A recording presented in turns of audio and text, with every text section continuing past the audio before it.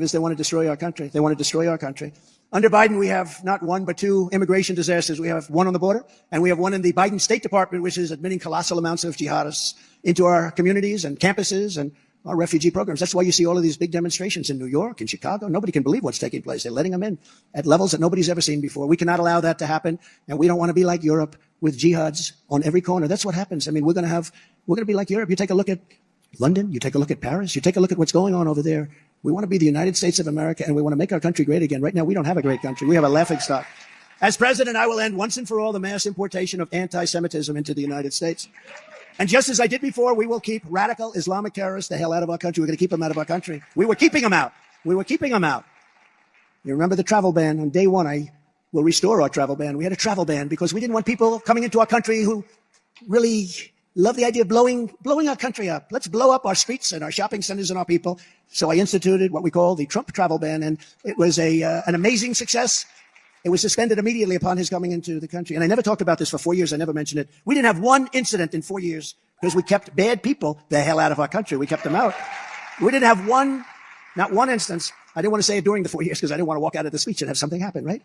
I'll also be implementing strong ideological screenings for all immigrants coming in. If you hate America, if you want to abolish Israel, if you sympathize with jihadists, then we don't want you in our country, and you're not going to be getting into our country.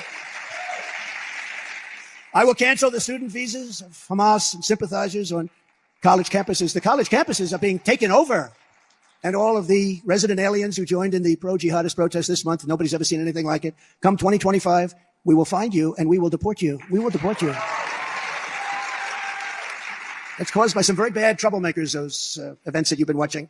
In the past 3 weeks, crooked Joe Biden has turned a blind eye to the greatest outbreak of anti-Semitism in American history. You have the greatest. I call up friends of mine who happen to be Jewish. I say, are you watching what's going on? And they're actually frightened. These are some pretty strong people. They're tough people. They're frightened. Their kids are afraid to go to school. And they never had that before.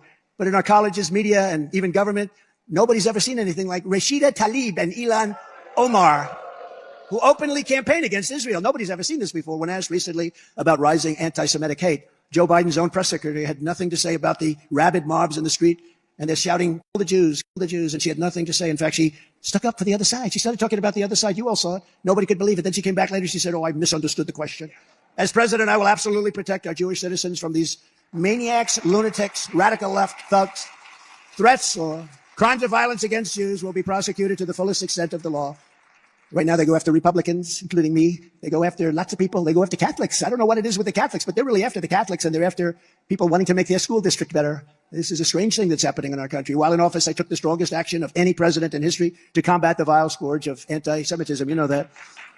I signed a landmark executive order fighting anti-Semitic hate on college campuses and affirming that discrimination against Jewish students will be aggressively punished as a violation of civil rights. And we didn't have that, if you can believe it. When I get back into office, I will put every single university and college president on notice. The American taxpayer will not subsidize the creation of terrorist sympathizers on American soil. Colleges and universities will purge the anti-Semitism and pro-terrorism. What you're doing, the terrorism, this pro-terrorism is so out of control. Nobody's ever seen, or they will lose their accreditation and every last penny of federal student loans. It will not be paid to them, probably shouldn't be paid to them anyway. Never forget, the same radicals tearing down posters of Israeli hostages, can you imagine, at our university, ripping them right off the wall, I couldn't believe it, are the ones tearing down statues of our American heroes, defunding our police, destroying our justice system, and demolishing our borders. These are the same people that you have. Same people, not good people for us. The United States and Israel represent the pinnacle of Western civilization, which is exactly what these people want to destroy. They want to destroy it. This is why those who chant death to Israel also chant always death to America. Do you ever notice? They always put them together, and that's why American patriots and supporters of Israel, and you have tremendous support in this country, I can tell you that, must stick together, come hell or high water. You have to stick together. We must have strong borders, strong military, strong families, strong cultures, and above all, we must have a strong American president. That's where it starts. You don't have a strong president, the rest is just words. It's only words.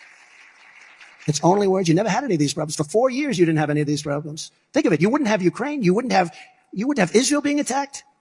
You wouldn't have inflation. You wouldn't have anything.